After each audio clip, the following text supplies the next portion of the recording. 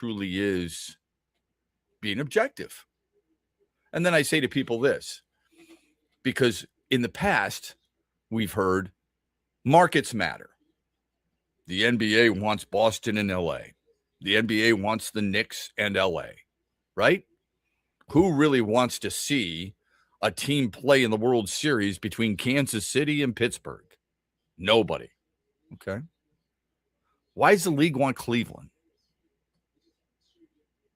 Yeah. If you think there's a conspiracy, yeah, right. Why do they want Cleveland? Is Donovan Mitchell such an incredible player and name that everybody would say this is must-watch TV?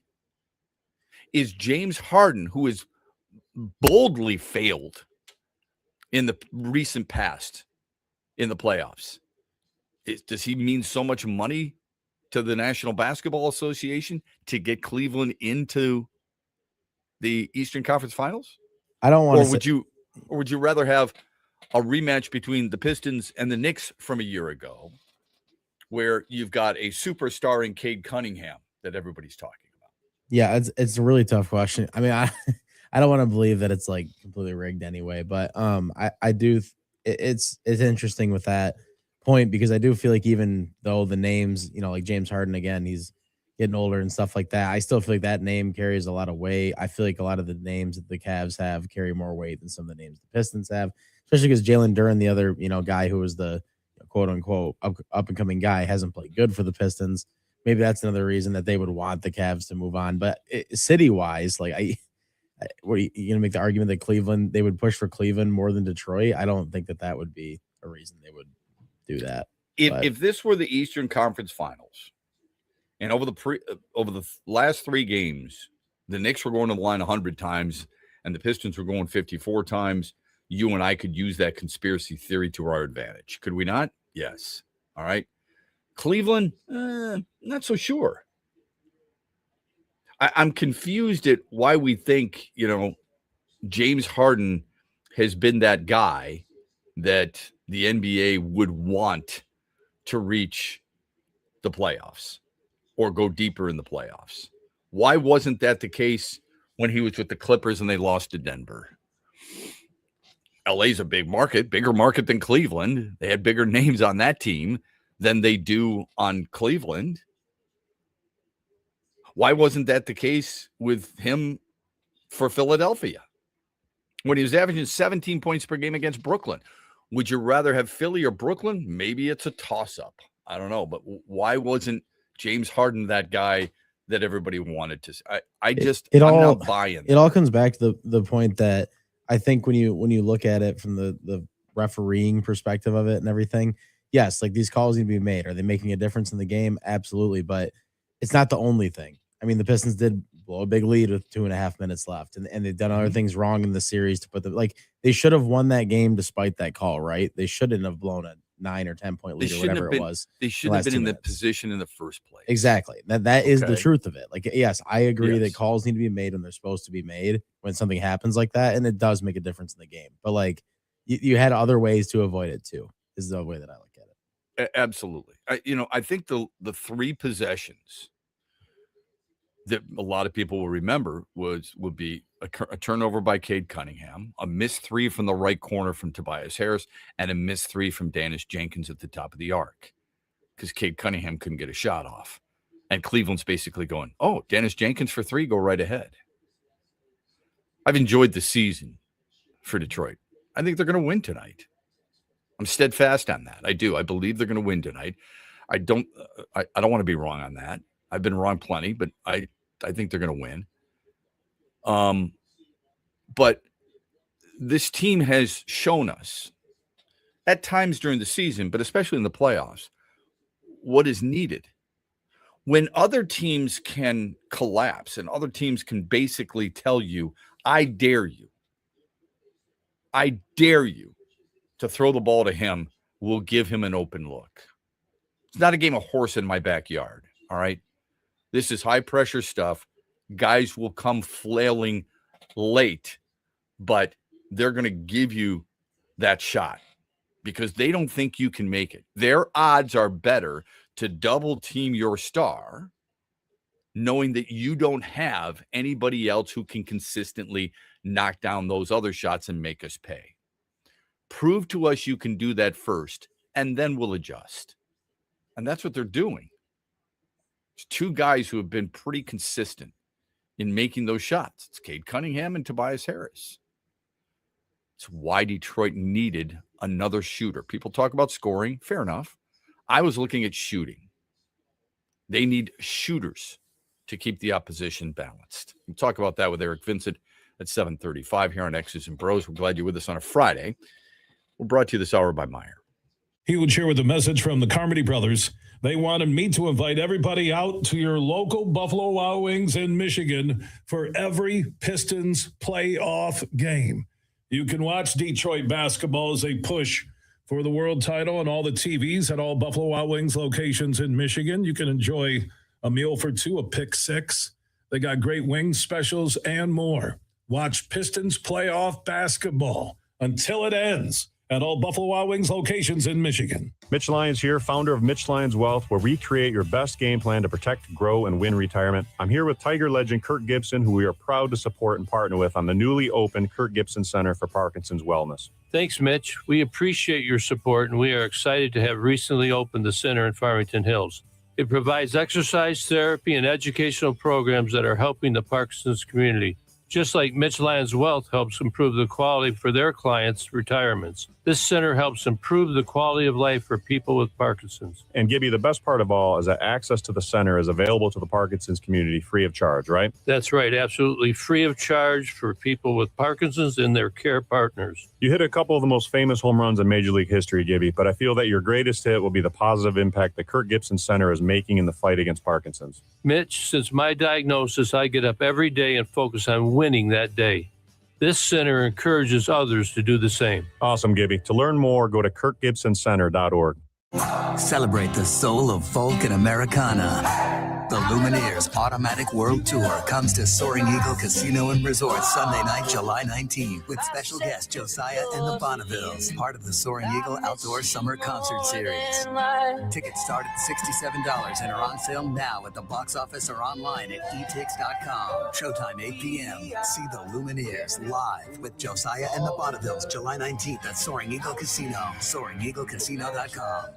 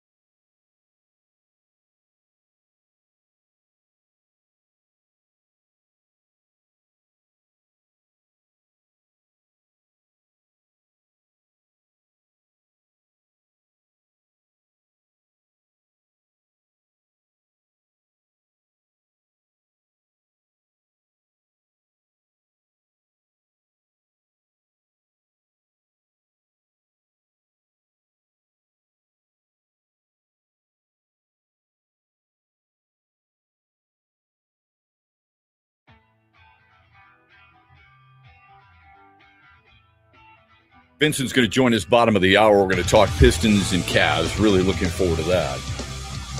I mentioned earlier, obviously, that we talked about the Lions' schedule. 3 of the last 4 against division opponents, including back-to-back road games at Chicago and Green Bay. The Lions are favored in 14 of their 17 games. That's right now. They're favored in 14 of their 17 games, which is crazy, including 14 of the first 15. What's the one game of the first 15 games? What's the one game they're not favored in, do you think? The Bills? Correct. Well done. If they're favored in 14 of the 17, who are the other 2 games they're not favored in? So there's last 2. There's 2 more games they're not favored in. Okay, that's the last 2. The last 2 at Chicago and at Green Bay. That's right now. Okay, I mean, let's just again, that's going to change a lot, but yeah. So I mentioned the Lions schedule. Tigers lose, of course, to the Mets 9-4. I don't know why I said of course, but you probably know that because it was an afternoon game yesterday. They're going to take on Toronto at home tonight. Canadians win 6-3 to take a 3-2 series lead, and Vegas blows out Anaheim 5-1. They advance to the Western Conference Finals. I mentioned earlier, 33 players posted red numbers after one round of the PGA Championship. 7 guys sit atop the leaderboard tied for first, including Scottie Scheffler. How many times has Scottie Scheffler led after the first round of a major championship?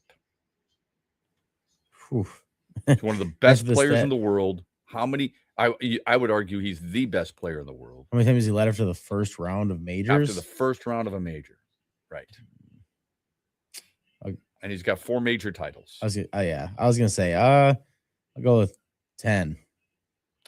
1. Okay. This one. How crazy is nuts. That? Yeah. Never would have guessed that. That shows how much golf can change, though, yes, in the coming days. So credit where credit is due. That's ESPN. Okay. ESPN's the one who put that out. I didn't do that research. I just want to tell you, it's credit to ESPN stats and their research people. From our good friend Freddie. Shep, the most concerning thing from yesterday was the Lions schedule video. Once again, instead of owning, they failed like they have the last 69 years. They went back to the old reliable. Blame the fans, the critics for saying failed. That motivation has never worked for them. Maybe try winning big games when it matters most. Okay. I looked, Andy. Did they put out a video? I know they put out a video of Dan Campbell, basically going back to work and getting back to their roots. Did you see any video? There were some creative ones, like the Colts did The Simpsons. I thought the Raiders was the best. They took a theme from Step Brothers with Kirk Cousins and Fernando Mendoza. Did we just become best friends? Yup. That kind of stuff. I thought it was brilliant. Did you? Kansas City went with Rob Riggleman. That kind of gets a little old. Did you see any video from the Lions? I didn't. I didn't either. No, I'm gonna look a little more now, unless that's the video he's referring to, I guess, that you were kind of talking about. But I don't know. I feel like that wouldn't be it wasn't like a bad video to put out. I don't know, but Shep, why should any fans care about the Detroit Tigers? They haven't shown us at signing Tarek long-term. They've done nothing to fix the right-handed bat situation and more everyday players at positions. Their TV guys talk down to the fans in a condescending way. This lineup sucks. Kind of ironic they haven't won since Javi went out. Well, that's a good point. And didn't Geno Smith come here a couple of years ago with Seattle and beat the Lions in a shootout? He embarrassed the Lions. Yes, he did. Yeah. But still, that does just because he beat the Lions doesn't mean that I think he's suddenly become a very good quarterback. The Tigers is an interesting one because, look, I hope you listen to Bill Simonson in the Huge Show every afternoon, 3 to 7. He's got really strong opinions. I love that about it. I don't always agree with his opinions. That's fine. We shouldn't be that all the time. We have a mutual friend in John Vanderwall. And John Vanderwall is a regular on Huge's show, and he's a guy who is pretty boisterous with his opinions about the Tigers right now. And I think for the most part, he's right. He is stuck on a Colt Keith $30 million contract deal. I don't know why that bothers him so much when it shouldn't. Colt Keith's a good hitter. And I've gone over, and I've actually tweeted at John about this, I've gone over how the contract breaks down. Dude's not going to make more than $5.3 million in any of the years. And the last 3 years where the big money comes, quote unquote, even though it's not really big money, the Tigers have options. In other words, if they don't want to pay him, there can be a buyout. And the buyout is much less. Okay. Instead of paying him $10 million, you buy him out for $2 million and watch him walk away. The second to last year of the deal, instead of getting whatever, 10, 11, $12 million, you can buy him out for a lot less. All right. So it's not a huge deal. This is what I mean when it comes to people being locked in on one idea and they can't get themselves off it. I'm sorry. You know what? Here's what I'm going to keep going back to. I'm going to keep going back to the fact that Colt Keith makes too much money and it was ridiculous to sign him and blah, blah, blah, blah, blah. Okay. Dude's batting .303. He's got an OBP of 350. He's never going to be a home run hitter, I don't believe. But a guy who, like John, who has had really good experiences in the past as a coach and a player, should understand that $5.3 million for a player at the age of 27, not making a ton of money, is a pretty good deal. And if you've got a team option, when the guy is 28, 29, and 30, that is a team-friendly contract. Instead of $10 million at age 28, they buy him out for $2.5 million. Instead of paying him $13 million at 29, they buy him out for $1 million. And instead of keeping him on the team for $15 million at the end of the contract, you can buy him out for $10 million. You're caught up in a $30 million deal. Quite honestly, get your facts straight. It's more than 30 if it actually comes to fruition. And if it doesn't come to fruition, it's okay, because you're going to save yourself some money by getting a guy who's going to hit 290 or so or better for a decent price. That's the way it works in baseball. And he should know better, but he can't get off it. Instead of bitching about that, what you should be bitching about is the fact that the Tigers have not addressed the needs that they have so desperately. The right-handed stick, and maybe more specifically, the defense. And an unwillingness to call up a young player who could probably help you right now in Max Clark. But you're going to keep trotting out Wenzel Perez for people on a regular basis. You believe, even though a guy's batting 177, that Zach McKinstry's going to reclassify himself as a silver slugger from a year ago. You think that's the norm instead of an aberration. To me, it makes no sense. They've got a lot of problems. Colt Keith and a 300 hitter who's on a, I would consider it a team-friendly contract, is not one of them. Let's see here. Andy, you got some text. Go right ahead. Yeah, I can get you one of them quick. We got a couple over here, but conspiracy. This is from John and Shepard. He says, conspiracy theory. NBA wants Cleveland to go further than LeBron goes back to Cleveland for last year and try to help Cleveland. Sarcasm, he puts in parentheses. Well, John, I don't think it's too sarcastic. Some people believe that. There was some type of report that Donovan Mitchell and James Harden would like LeBron James back. I half of that stuff probably is bullcrap. But it could be one of those things. Have that tour to end one's season, one's career, so you get the rocking chair and all the cool gifts. I don't know. Let's hear from Eric Vincent. We will do that. He covers the Pistons on a regular basis. He's at every single game, and he will join us coming up here on X's and Bros. We'll talk Pistons with the beat writer from Clutch Points, Eric Vincent, when we return after this, brought to you by Meyer. Rod Stewart returns to Soaring Eagle Thursday, September 3rd. The Soaring Eagle Summer Outdoor Concert Series with special guest Richard Marx. Tickets start at $71 and are on sale now at the box office and etix.com.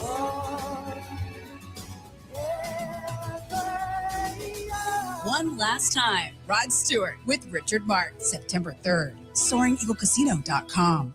How would you like to watch the Pistons in the playoffs on the biggest TV in Michigan? Well, you can get a huge deal and also get the biggest TV at your local ABC Warehouse store. You can shop online right now at abcwarehouse.com. They have locations all across Michigan. So if you want to watch the Pistons in the playoffs on the biggest TV in your neighborhood, go to your local ABC Warehouse store or shop online at abcwarehouse.com. Dad, here's 3 reasons why we should go to the Meyer LPGA Classic for Simply Give. Okay. 1, you can spend Father's Day weekend with some real golfers. Ouch. 2, it's a good time for a good cause. Foodie fun, family fun, and fun helping feed neighbors in need. And 3. 3, do you really need another reason? Join the fun June 18th through 21st at the Meyer LPGA Classic for Simply Give. Learn more and get tickets at MeyerLPGAClassic.com.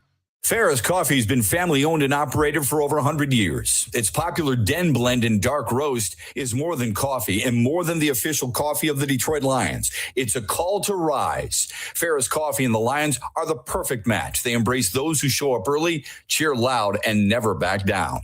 Den Blend is perfectly roasted in Grand Rapids and provides the ultimate fuel for fans who wake up and roar. Whether you're tailgating at the game or cheering from your couch, Den Blend is your go-to coffee for your game day ritual.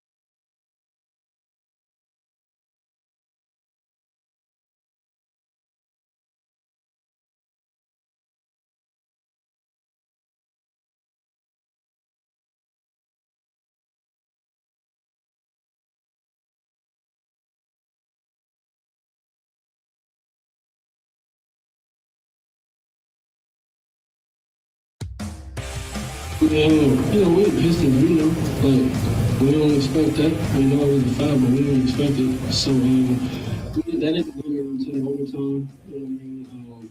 We just trying to come out and execute plays. Like I said, we just didn't execute well enough down the stretch.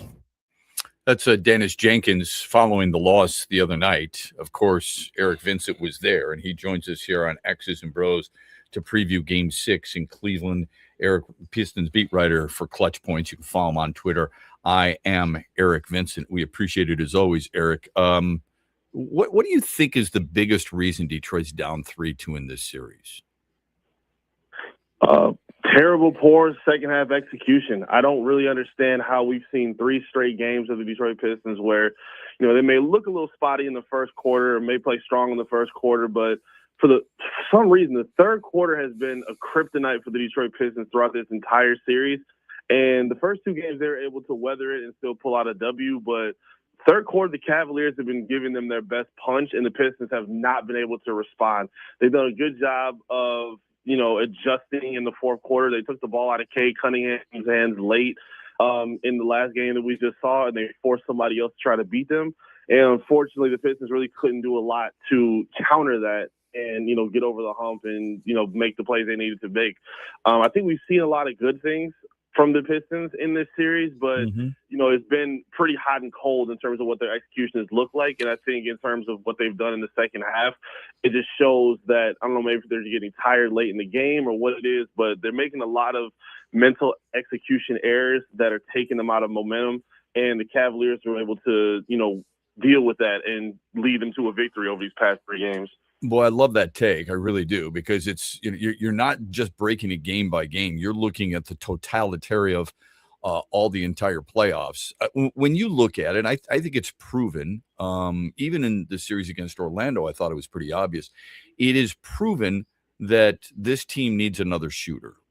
I think that's, people can talk about scoring all they want, and that's fine, but shooting is really important. I guess they go hand in hand, but you need a shooter to make sure you can spread things out a little bit for Cade Cunningham. What have the playoffs told you about this team and their needs moving forward, even when this season finally concludes? Yeah, you're 100% right. I agree with you on the shooting aspect. I mean, the first 2 games that they won, Duncan Robinson had 19 points in the first game and then 17 in the second. And I think they had well balanced in terms of all their offensive output to kind of take a little bit of pressure off of Cade from not having to do every single thing for the team. They just really need some offensive help. I mean, I think we talked about it last time. It was kind of disappointing to watch them kind of be so, lethargic in terms of their NBA trade deadline moves. I understand, bringing in Kevin Huerter, moving Jaden Ivey, but, when Trajan talked about, the season being an evaluation period, that doesn't necessarily mean the period has to be the entire season. Like, you knew for a while after, what you had in some of the younger guys and some of the franchise, cornerstone pieces. And it was clear that when they came into the year, they said they wanted Jaden Ivey to step back in and be that secondary scorer that they were missing, and it just wasn't there. So you leave him. You didn't have the greatest offseason by losing Malik Beasley. You lost Tim Hardaway Jr.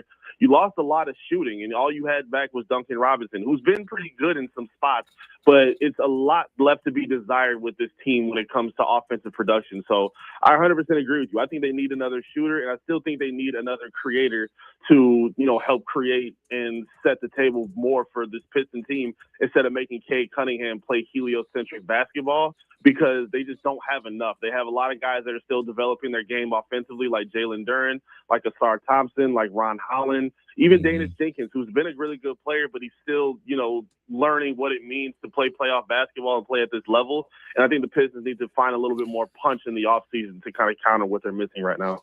So well said. Absolutely. Eric Vincent joining us here on X's and Bros, previewing Game 6, Pistons in Cleveland tonight. The home court, you can talk about all you want. I'm confident this team can still win this game. I think they have proven to us throughout this season. A lot of things have to go right, but they can do that. How confident are you about the Cavs or the Pistons tonight in Cleveland?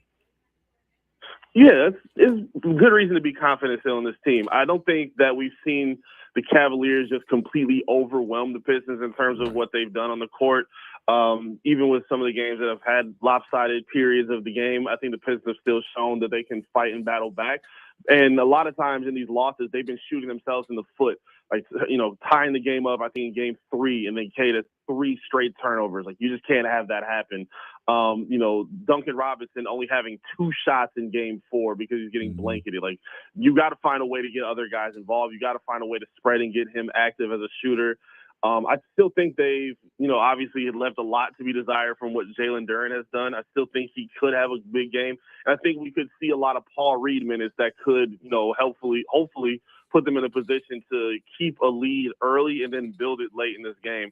Again, the Cavaliers do play their best basketball at home, but I don't think they look invincible in that period. I do think they've also had a lot of assistance from the officiating. I'm not going to sit here and say the Pistons have lost strictly because of the officials, but if you watch the film, it's pretty jarring what the refs have done. Like the James Harden flopping, kicking his feet out, falling to the ground and getting 3 fouls.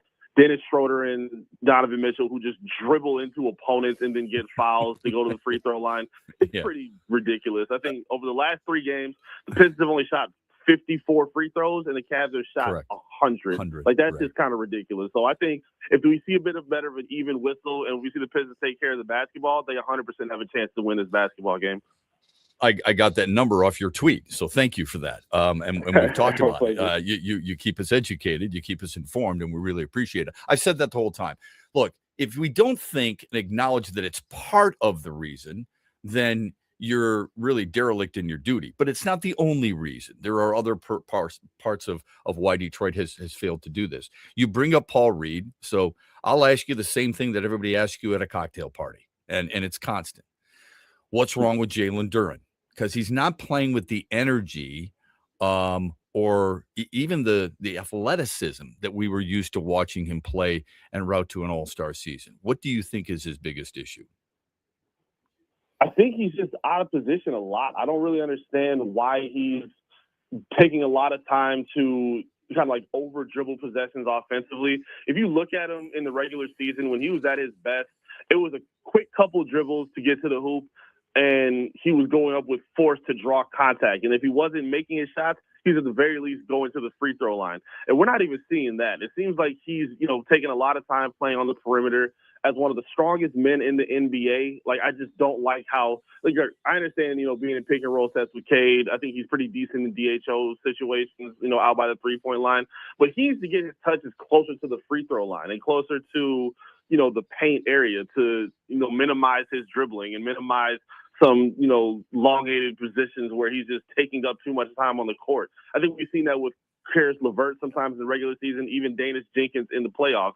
And then defensively, I feel like he's just out of position a lot again still. I think he's not doing a good job of blocking out. Like, if you watch Paul Reed last game, like, he did a really good job of contesting. I think he had a blocked shot where he swatted the ball over the rim, and then he was able to help corral the offensive or the rebound as well to, clear the possession and get the Pistons the ball.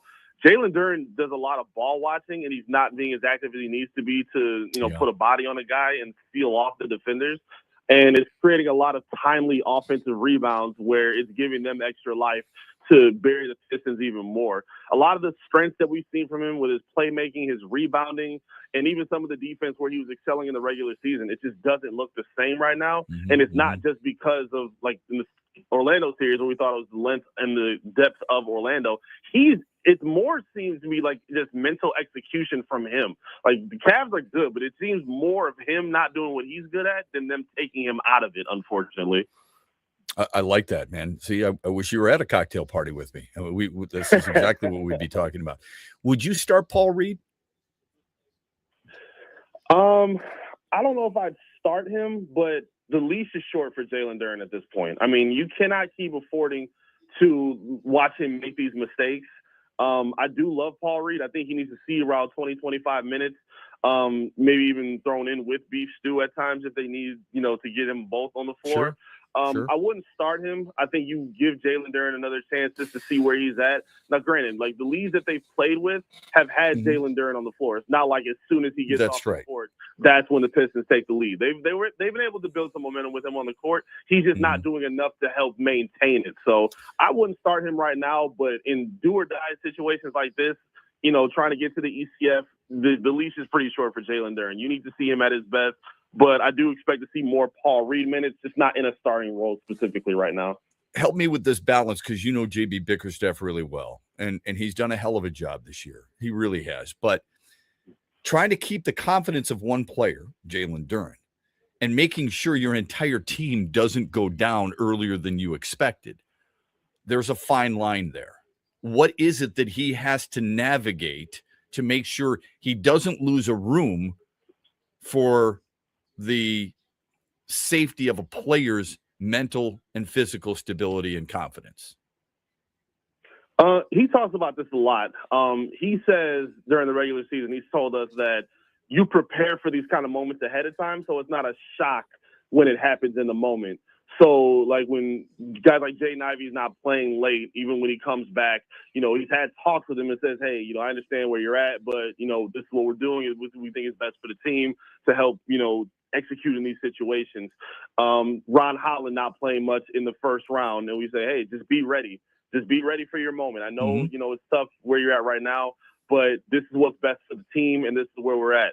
They also have great leadership and great chemistry with guys like Cade Cunningham, Isaiah Stewart, and, Duncan Robinson, Tobias Harris. They help uplift each other, even when, times are tough or times may be unclear.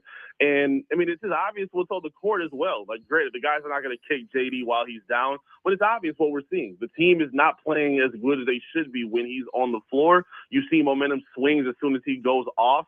So, it's not really much of a secret. Like, as soon as Paul Reed came in the game and closed the fourth quarter and in overtime, you just saw them play so much better. And they need to be able to, balance out like you said, like his mental status of the moment with where the team needs to be. And again, this is a do or die situation. So if he can't really understand that, then that says a lot about where his mental makeup is, because it's do or die for the team, and they're trying to advance to a special place right now. Eric, yesterday, the NBA, as you know, because you tweeted about this, the last 2-minute report for that Pistons-Cavs game in Game 5 came out, and the league basically said the referees made the correct call with a non-call at the end of the fourth quarter. Did that surprise you? Knowing that it was Tony Brothers, no, it didn't surprise me. I think he's one of the most stubborn officials in the league. I'm just surprised that it didn't get called in the moment. Like, granted, they say, hey, postseason basketball, physicality is going to be allowed. It is what it is. And I can agree with that. If that was the consistency of the series and they didn't make that call on a star and we just saw a lot of physicality be allowed through all 5 games thus far, then I wouldn't be bothered by it. But when you see James Harden push off Karis LeVert and push off defender after defender, and you don't call anything, but then, someone's in his landing space, and it's clear that nobody's fouling him. He's just flopping and falling, and you call that. Like, it's just ridiculous. Like, you got to be consistent. Ever since Donovan Mitchell went up to the post-game presser after Game 1, the whistle has completely changed, like JB Bickerstaff has said. And again, I would be totally fine with it if it were consistent on both sides. I'm not trying to be a homer. I'm not trying to cape for the Pistons. Officiating is not why they're down in this series. They need to play better. You cannot blow a 9-point lead with 3 minutes left. But if you use that and say, oh, the officials aren't the problem, let the officials go, don't talk about the officials, you're not doing your job. You have to be able to see everything that happens.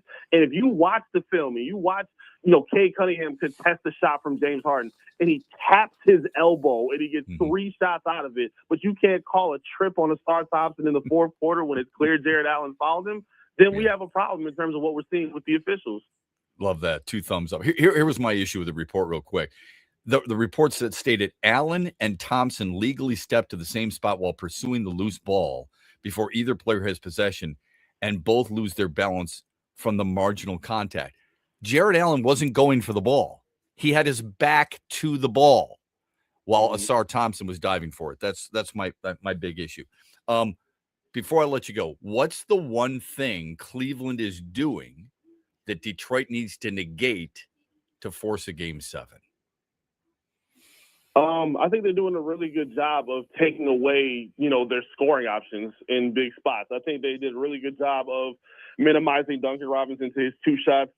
Every time he comes off of screens, and this is the problem that the Pistons have had all series. When their shooters come off of screens, there's somebody there waiting for them to stop them. Cade Cunningham has had a real problem of sagging off of Max Strus and letting him just get open shots. We've seen a lot of guys, get open opportunities like Donovan Mitchell, just wide open from James Harden, drives him creation to get open shooters good looks. Sam Merrill as well. You've got to be able to cut that off. Like, you have enough good defenders on this basketball team, from Cade, Asar, Ron Holland whenever he plays, even B. Stu when he has to match up on the perimeter. Karis LeVert, I think, has done a pretty good job defensively. Davis Jenkins, I think, gave him a lift, compared to Duncan Robinson getting hunted out defensively.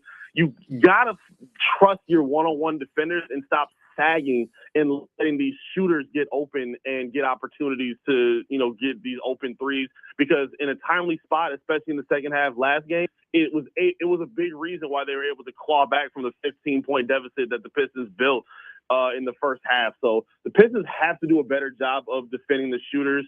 And you got to find a way to get Cade off the ball a little bit more. Again, I'm not one of these people who thinks Asar Thompson just needs to play defense alone. I think he needs to be way more involved as a scorer in terms of self-creation. I think you want to bring somebody else up with the ball instead of Cade, because he's getting pressed 94 feet every single possession, and you can see it's weighing on him a little bit. So I want to see him, post up a little bit more, get off the ball, and, save his legs for the fourth quarter, because as he's getting blitzed full court, it's impacting some of his game and some of his production. Even though he's shooting well, he's still turning the ball over at a high rate, and he's still struggling to finish at the rim a little bit. So I think those are the most important changes we need to see the Pistons get a W tonight. Yeah, we always learn something from you. I've said that all season long. I'm glad you validated it. Real quick, be honest. When the Lions schedule came out, did you play the schedule game? Win, loss, win, loss? I tapped into a little bit. I saw they got the game in Germany. I saw they have a few interesting games coming up. I did play a little bit of that game. I'm hoping for a better season than we saw last year for the Lions. I'm still hoping they do a little bit more of what the Lions or the Pistons will do in terms of what their additions are with the roster. But it's going to be a long season for the Lions. Hopefully they can get back to what we wanted to see them in 2022, 2023. Amen to that. I hope it's still going to be a long season for the Pistons, because I think they win tonight. I think they force a Game 7.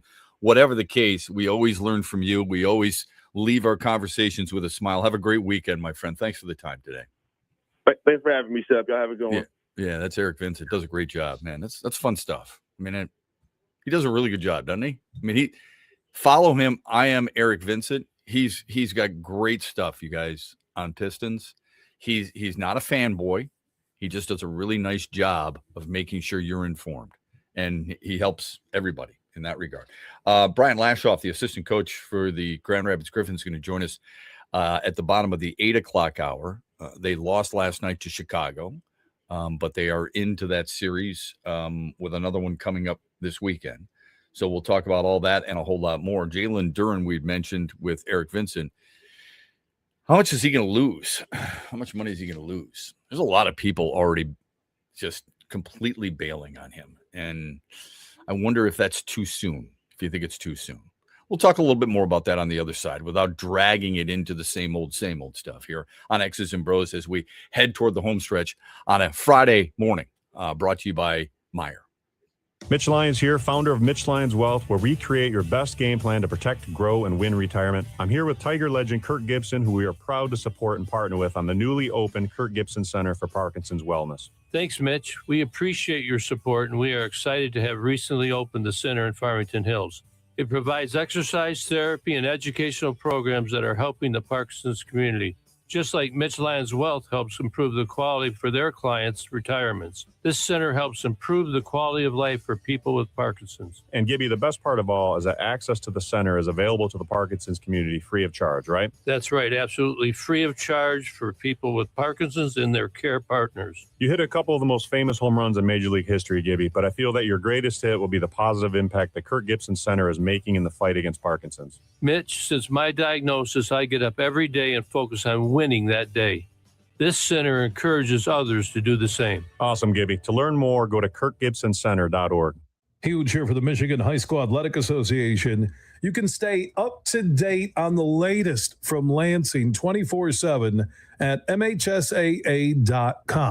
at MHSAA on Twitter and MHSAA on Facebook. The latest news, press releases, and stories connected to every high school in the state of Michigan, available for you 24/7 from the Michigan High School Athletic Association. Log on to MHSAA.com, at MHSAA on Twitter, and MHSAA on Facebook. And if you're looking for archive, boys and girls, high school sports, MHSAA.TV. That's MHSAA.TV. 24/7, everything you need to know about high school sports in Michigan. Log on to MHSAA.com. Celebrate the soul of folk and Americana. The Lumineers Automatic World Tour comes to Soaring Eagle Casino and Resort Sunday night, July 19th, with special guest Josiah and the Bonnevilles, part of the Soaring Eagle Outdoor Summer Concert Series. Tickets start at $67 and are on sale now at the box office or online at etix.com. Showtime 8 p.m. See the Lumineers live with Josiah and the Bonnevilles, July 19th at Soaring Eagle Casino, SoaringEagleCasino.com. The Freddie the Pizza Man Foundation is dedicated to providing support to families and Michigan schools touched by autism. We invite you to join us in supporting these families and schools by making a donation at FreddieThePizzaMan.com. With your donation, you can help provide essential resources that can make a real impact. Visit FreddieThePizzaMan.com to make a donation and to learn more about the foundation's mission. That's FREDI, thepizzaman.com. Together, we can make a difference. Coming up later today at 3 on the Huge Show on the Michigan Sports Network, I'll deliver huge opinions on everything you're talking about.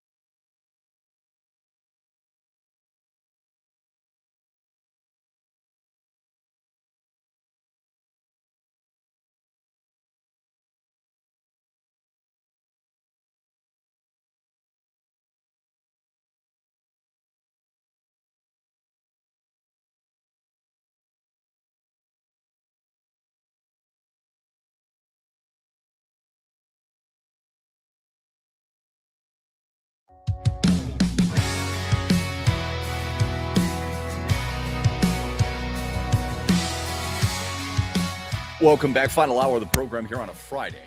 Thanks for being with us. Got a text, Shep, what's worse during this playoffs or Placido Polanco 0 for 19 in the World Series?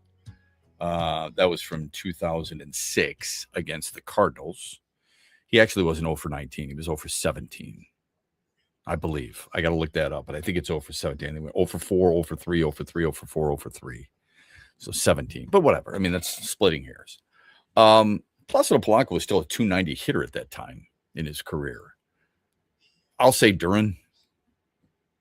You expected Polanco to do what he was supposed to do, what he did all season long, and do what he did against Oakland in the ALCS, where he had multiple hit games, 3 straight games, 3-2-3 at the end. I mean, Duran doesn't even look like himself. So that's my frustration with Jalen Duran right now. So it's a good question. I would say Jalen Duran. Here would be my question for you. How much money do you think he's losing? Seriously. I mean, right now, it seems like it could be a lot. It's absolutely a lot. The direction. Literally, how much money do you think he's losing? This is a serious issue for him. All right. So think about this. And this was tweeted out yesterday. The fall off is historical. It's the second largest in NBA history for an all-star from a regular season to the postseason. Here's the only larger average drop from an all-star from the regular season to the postseason. You ready? Wilt Chamberlain, 1962. Do you know why that is? Because Chamberlain averaged 50.5 points per game during the regular season. He averaged 35 during the playoffs. Think about that. Yeah, imagine averaging 35 and getting down for that. That's nuts, right? Averaging, I don't know what Duran's averaging in the playoffs, but I'm gonna guess it's not any higher than 10 points. Really, it's right around 10. Yeah. All right, right around 10. Remember this. Okay, so he made about what? Just under $7 million. Probably closer to 6.5, but $6.7 million this season.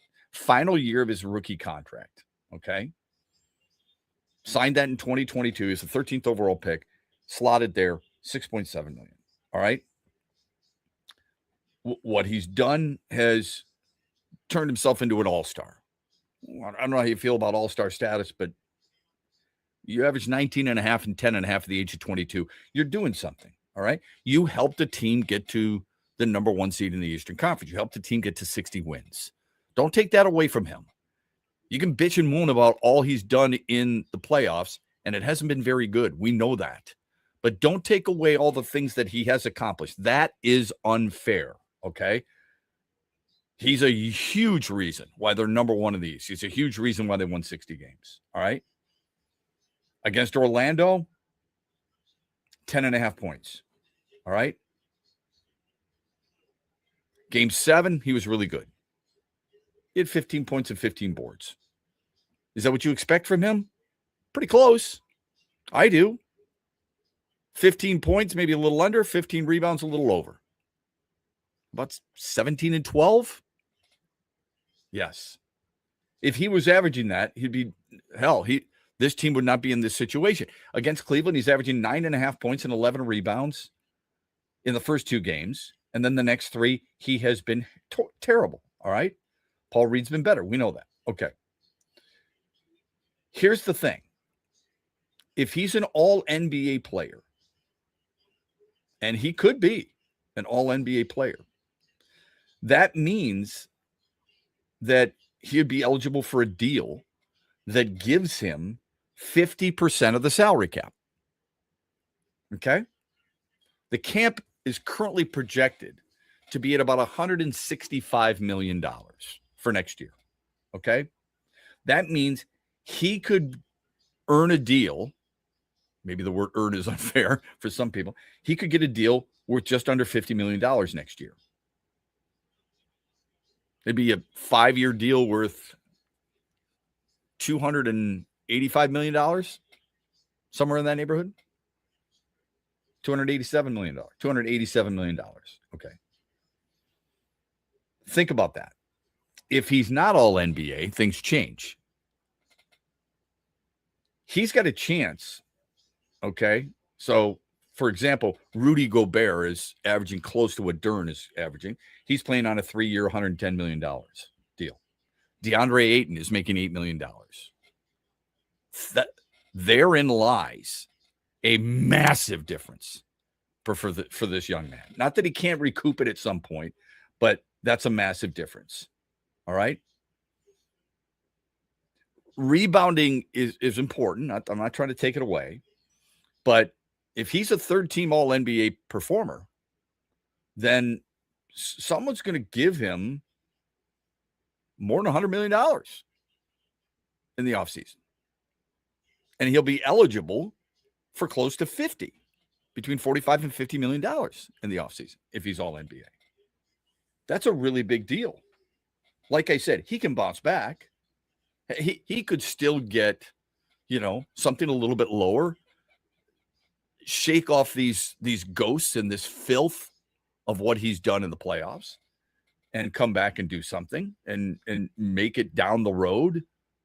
$25-30 million. Hell, he could have 2 really good games and things might change a little bit before they play the Knicks.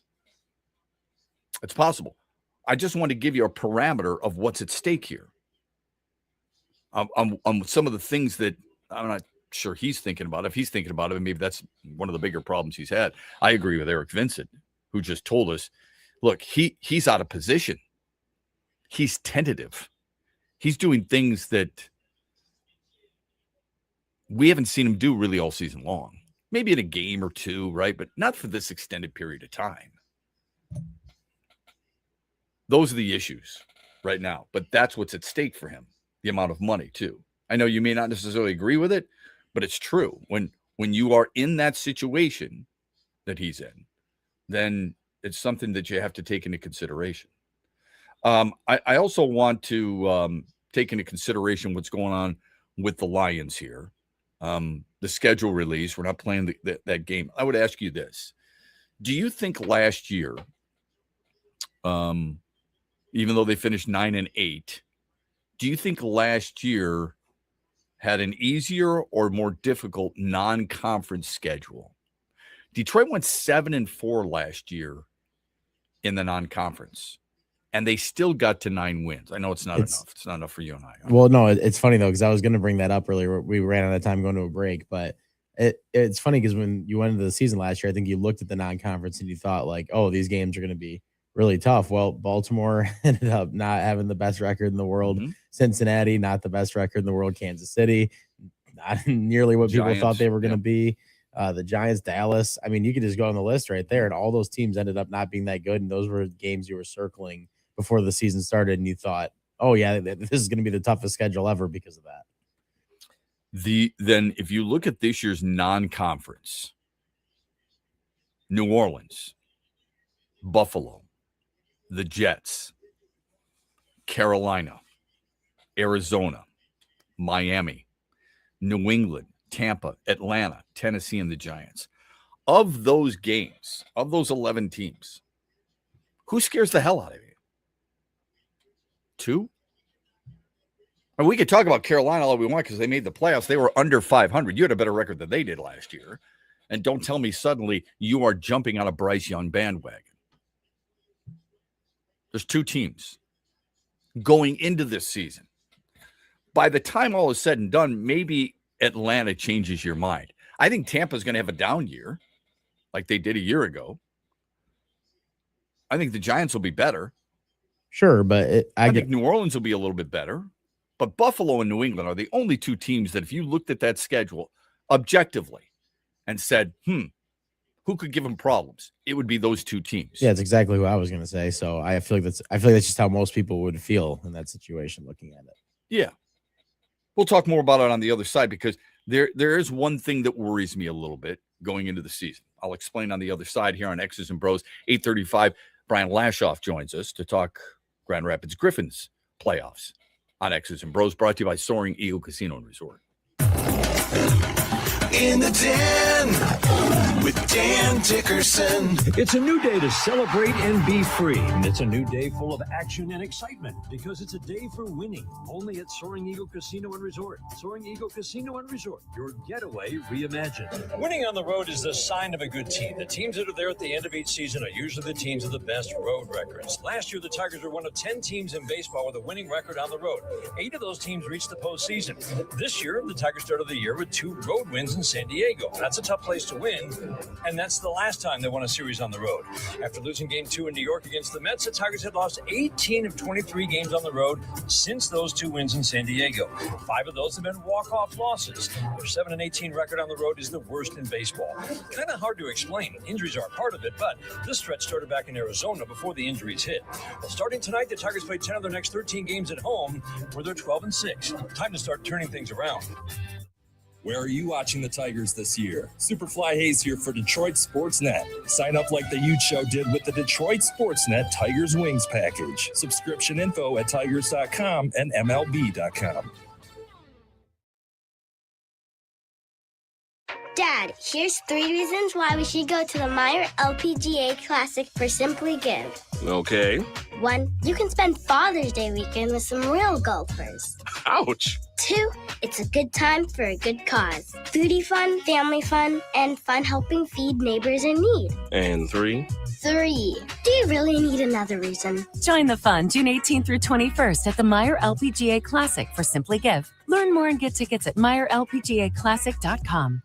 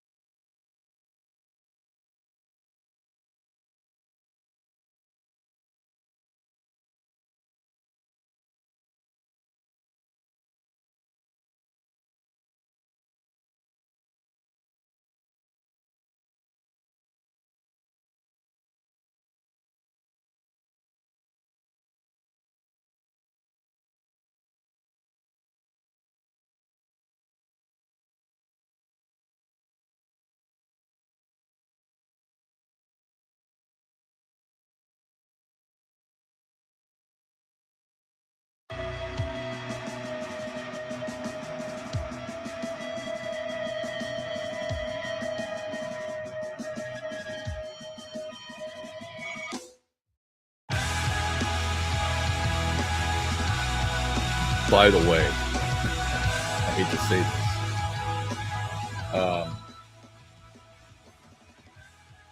Something's going viral about the Lions, Andy. I don't know if you've seen this. The Lions put out their schedule, and they have a date error. Like, are you kidding me? They put out their schedule that the Lions are playing the Bears on January 3rd. Okay. Or January 26th.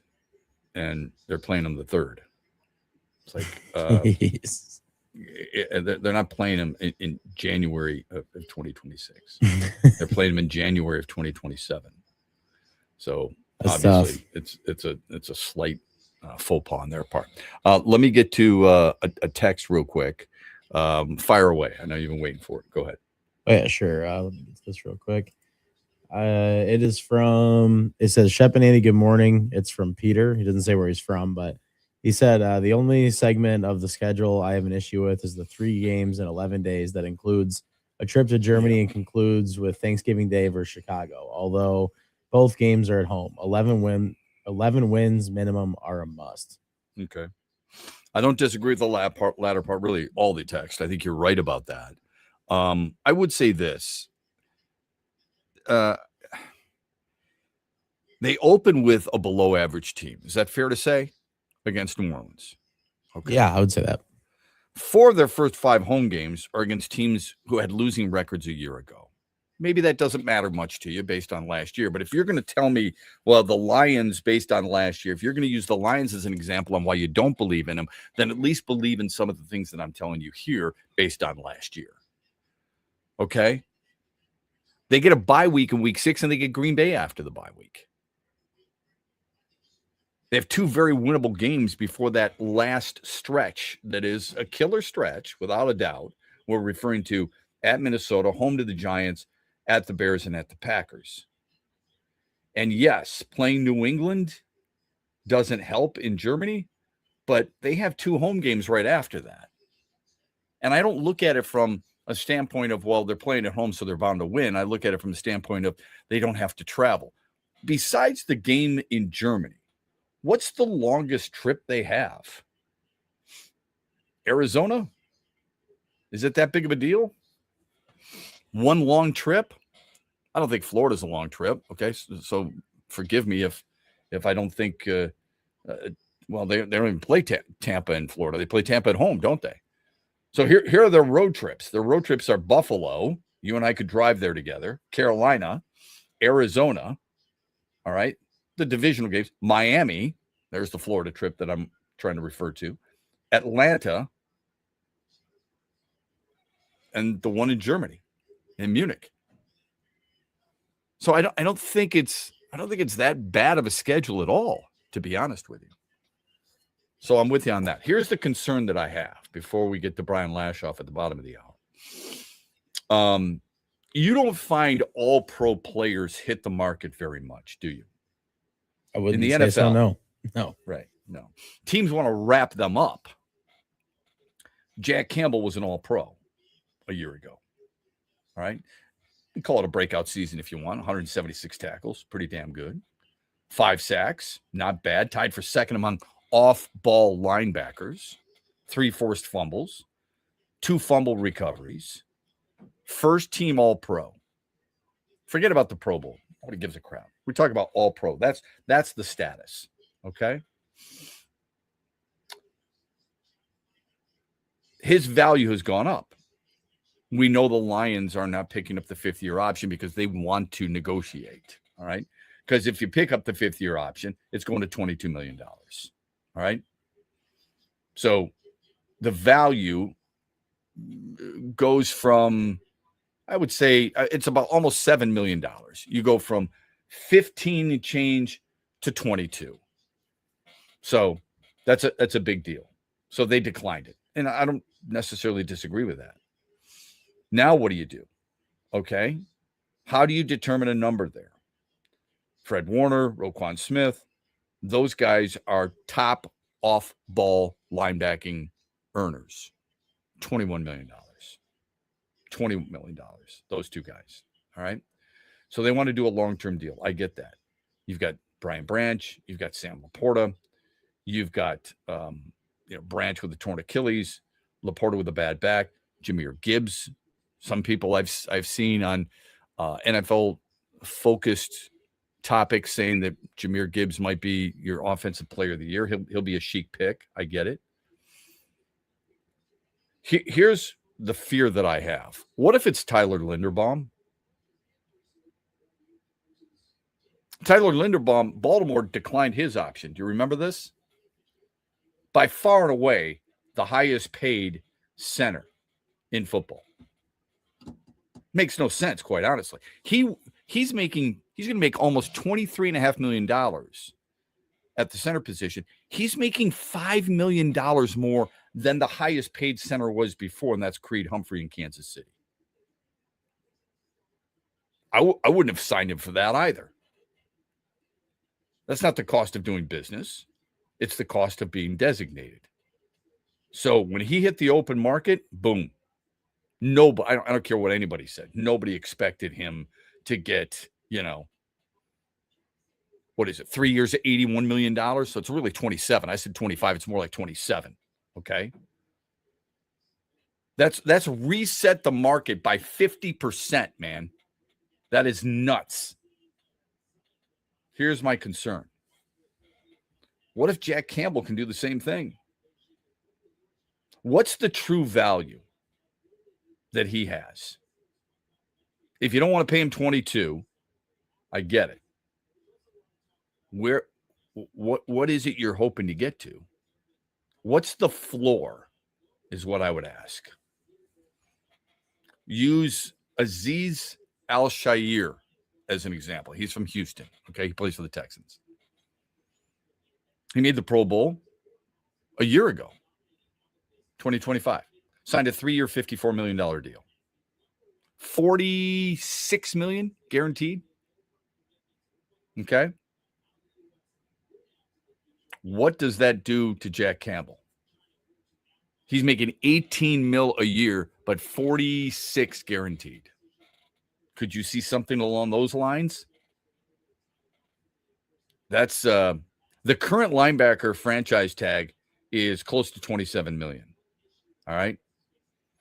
The off-ball linebacker market, which has not been great, Bobby Wagner said it 2019 at $18 million. So are you telling me that Jack Campbell, you give him more guaranteed money, but earn about 20? So it could take a little bit less AAV, but the guaranteed is huge. And then eventually you might have to renegotiate. How important is he to that?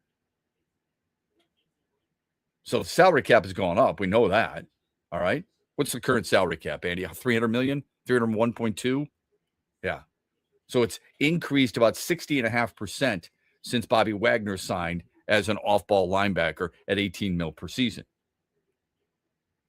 You adjust the salary cap inflation, it comes out to roughly $29 million. That's my concern. I think he's a really good player. I think he's the leader of the defense. I think he's the guy who's calling your defense. I think he's a playmaker. I love everything about him. It's a lot of money, man. This is the situation. I love drafting and developing. So do you. But this is the situation you put yourself in when you're right on drafting and developing. When we come back, Brian Lashoff, the assistant coach for the Grand Rapids Griffins, joins us here on X's and Bros. Stay with us. Dad, here's 3 reasons why we should go to the Meyer LPGA Classic for Simply Give. Okay. 1, you can spend Father's Day weekend with some real golfers. Ouch. 2, it's a good time for a good cause. Foodie fun, family fun, and fun helping feed neighbors in need. And 3.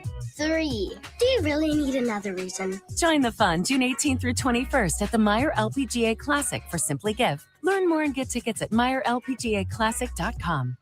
Huge here for the Michigan High School Athletic Association. You can stay up to date on the latest from Lansing 24/7 at MHSAA.com, at MHSAA on Twitter, and MHSAA on Facebook. The latest news, press releases, and stories connected to every high school in the state of Michigan, available for you 24/7 from the Michigan High School Athletic Association. Log on to MHSAA.com, at MHSAA on Twitter, and MHSAA on Facebook. And if you're looking for archive boys and girls high school sports, MHSAA.TV. That's MHSAA.TV. 24/7, everything you need to know about high school sports in Michigan. Log on to MHSAA.com. Farrah's Coffee has been family owned and operated for over 100 years. Its popular Den Blend and Dark Roast is more than coffee and more than the official coffee of the Detroit Lions. It's a call to rise. Farrah's Coffee and the Lions are the perfect match. They embrace those who show up early, cheer loud, and never back down. Den Blend is perfectly roasted in Grand Rapids and provides the ultimate fuel for fans who wake up and roar. Whether you're tailgating at the game or cheering from your couch, Den Blend is your go-to coffee for your game day ritual. Where are you watching the Tigers this year? Superfly Hayes here for Detroit Sportsnet. Sign up like the Huge Show did with the Detroit Sportsnet Tigers Wings package. Subscription info at tigers.com and MLB.com. Coming up later today at 3 on the Huge Show on the Michigan Sports Network, I'll deliver huge opinions on everything you're talking about.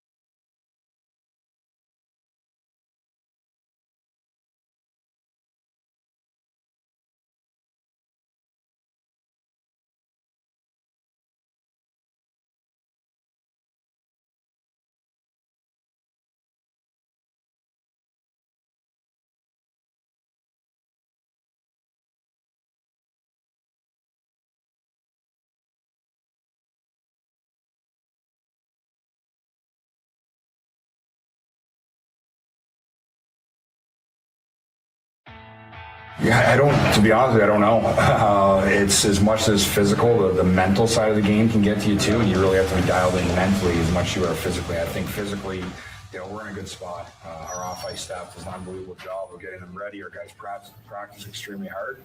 Now it's the mental side of the game. We're going to be better with it on Saturday night, that's for sure. We have to be better on these game ones. That is Dan Watson after losing 2-1 last night to the Chicago Wolves. He and the Grand Rapids Griffins get back at it tomorrow at home at Van Andel Arena in Game 2.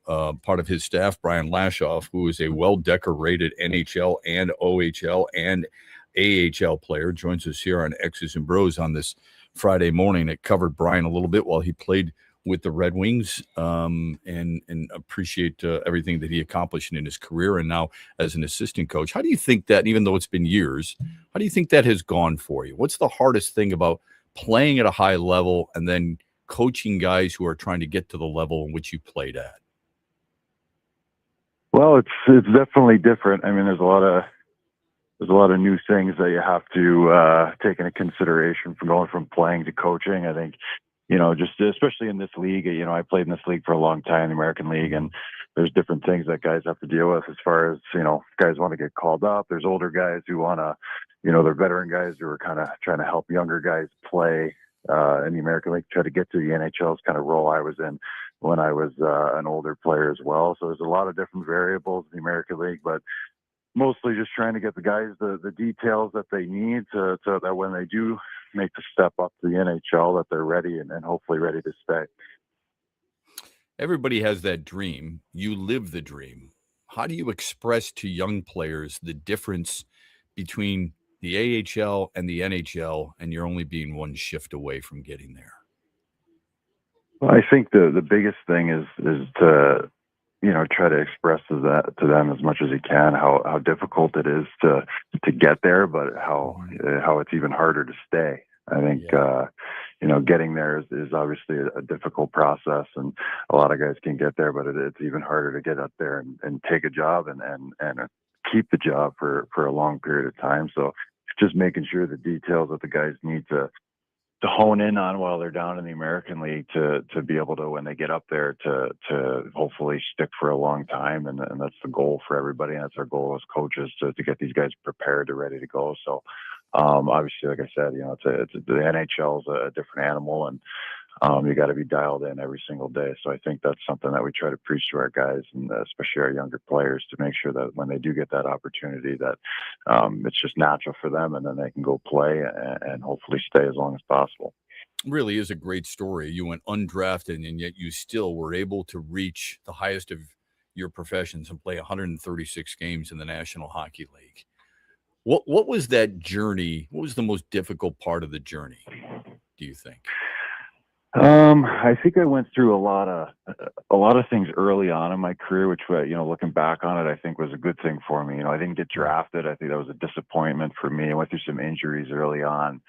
So I faced some adversity early, and I think that kind of forced me, especially not getting drafted. I got traded in the OHL. There's some things I needed to change, I thought, in my game to make it more pro ready. And I had some good people around me in Detroit. I back then saw some things in me, and to be able to give me that opportunity in the organization. And I had good people around me when I was young to kind of help me with those pro habits. And then once I, learned them and tried to hone in on what I was good at as a player and pro, and then try to hone in on that craft as much as I could early on.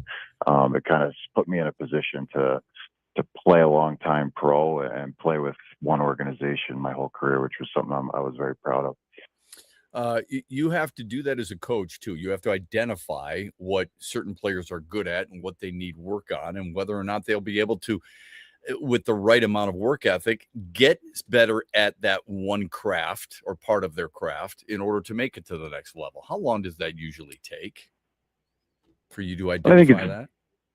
Yeah, I mean, I think it's different for everybody. I mean, I've seen guys come in and they grasp it right away, and they're out of here in a year, or sometimes not even a year, and they get their opportunity, and they go on, and they move on in the NHL for a long time. And some guys it takes a little bit longer. So I think it's each guy is a little bit different. I think you got to identify not just what they're good at on the ice, but how they process things off the ice, how they process coaching and criticism, constructive criticism, and praise and all that stuff. You kind of take each guy as they're on their own journey, and as are we as coaches. And I think we got to make sure that each one of these guys individually has a process with us that we're able to push them in the right direction, push them to get better, and push them to take accountability for their own career as well.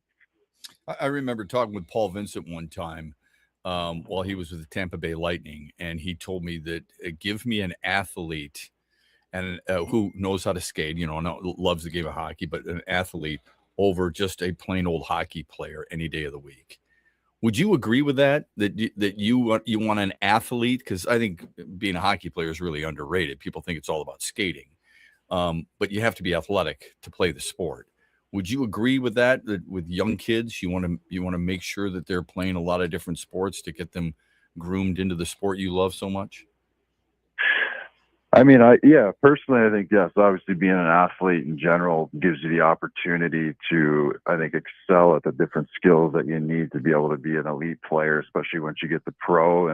But I think once the funnel starts to narrow out where it's tougher to get into the NHL, and the best players from junior and college, they're all in the same league, and they're trying to get to the NHL. And I think so being an athlete, I think, gives you the opportunity to be get the most out of your skills in hockey. But I think at the end of the day, the intangibles of being a hockey player, I think when it gets to playoff time, which we're seeing now too, is the compete level being hard in areas where game management skills, getting pucks out at the right time, those types of things, I think all go into hockey IQ. And I think those things are learned over time for sure. But obviously, I think for sure being an athlete gives you the opportunity to have the skills to make certain plays. And I think having the intangibles and the work ethic to compete and all that stuff as you get into pro, I think is the thing that pushes you out of the American League and gets you into the NHL. Griffin's assistant coach Brian Lashoff, and a veteran of the NHL and AHL, joining us here on X's and Bros. His team down 1-0. We'll get to that here in a moment. You said hard areas, playing in the hard areas. That has been the complaint / disappointment of Red Wings fans, that they don't have enough of those guys. Who are some of the, maybe not names, but do you feel like you've got enough guys on Grand Rapids team right now who play that style that allows you to have postseason success? I think over the course of the year, we've gotten younger guys. I think we definitely have older veteran guys at the American League level that are those types of guys. They've given us the opportunity to have sustained success in the regular season, and then obviously a first round where it was a tight checking, kind of a defensive battle. So those types of hard areas on the walls, critical times of games, blocking shots, clearing out the front of the net, those types of things. I think those are things that the guys take pride in. I think on the bench, you can see it, you can hear it from their teammates when those things are done. So I think those types of things are all infectious. And I think we have a group that buys into those things. And I think we've tried to feed that type of mentality throughout the year. So by the time you get to playoffs, it's natural. It's something that it's just instinctual. So I think we're trying to continue that. And obviously, I think it was a good first round for those types of things. And now playing a different type of opponent. And I think it's something that we got to ratchet up after a little bit of time off between rounds. We got to get back to that type of mentality that gave us success. Yeah, you lost game 1 to Manitoba, and you still won the series. You lose last night 2-1 to Chicago. What was most concerning about last night, and what's the silver lining that you use for game 2 tomorrow? Well, I think execution for one for us last night wasn't where it needed to be for sure. Plays under pressure. I think we gave up rushes, we gave up opportunities off our own stick, which is something that we've prided ourselves on not doing all year. So that's something we got to clean up for sure. But like you said, I mean, silver lining, we did lose game 1 in the first round and came back. I think we've had the ability all season to respond when we have had dips in our play. So I think that's something we got to remind ourselves of going forward here and give ourselves the best opportunity to show up on Saturday night and get back to who we are and make sure that they, Chicago knows it's going to be a tough night immediately off the drop of puck. What has this team proven to you during the regular season into the first round of the playoffs that you feel comfortable with for the rest of the postseason? I mean, sometimes, as we know, it's different. Regular season and postseason is completely different. How different are they? And what has this team proven to you that makes you feel confident moving forward? Well, I think kind of what we were talking about earlier, those types of, the intensity and it's a little bit tighter. The checking's tighter. Everything means that much more. Every block, every hit, every clearing of the puck in important areas. I mean, those things all add up over the course of the game. So, our team has the ability, I think, and has had the ability all year, and has proven that they can respond off of tough periods, tough games, because it's a long season. You're going to have those moments, and I think you got to try to preach the response and the bounce back kind of mentality when those things do happen. So we've proven that's in our DNA, and now we got to go prove it again. You're from East Greenbush, New York, right? That's where you were born, where you were raised. Yep. Does that mean you're a Giants, Jets, Yankees, Mets, Knicks, Nets? How does that work with you with your other sports love? Yeah, my dad was a big baseball fan, so I think we were Yankees growing up mostly, and then I think the Giants back when I was a kid did training camp in Albany, which was not too far from East Greenbush, so I was able to go to a couple of those. So that's kind of how I grew up. But now I've been in Michigan long enough. I'm a Michigan fan for everything now. So you're Lions, Pistons, and obviously Wings because you played. For yes, for sure. Yeah, okay, all right. I just want to make sure. I mean, it's okay. It's not a big deal to me, but I mean, sometimes people have it takes a while for you. I have one of my best friends from high school moved to Chicago and he's been there forever. And when we went back and saw him not too long ago, he had a Blackhawks jersey on, and we literally hogtied him and ripped it off him. I said, we all said, "You're a Detroiter. You can't do that." What's the one team your good friends from back home, because they know you better than anybody else? What's the one team that if you start rooting for, that they would say, "Sorry, we're ripping that jersey off your back"? I think when I was growing up, I had the hockey buddies that it was the Rangers growing up, because that's all that was on TV over there. So once I started playing for the Wings, though, all those guys traded all their stuff in and got Wings stuff. So I love that. That's good stuff. Listen, good luck tomorrow. I know it's a big deal, and confident that you guys can respond. Your goalie situation is an interesting one. I'm sure you get this all the time, because Sebastian Cossa played so well during the regular season, and now he's still looking for time in the postseason. Are you a big believer that there's momentum for individuals or teams when it comes to something like that? I mean, yeah, for sure. I think anytime you can get somebody playing at a super high level at this time of the year, and then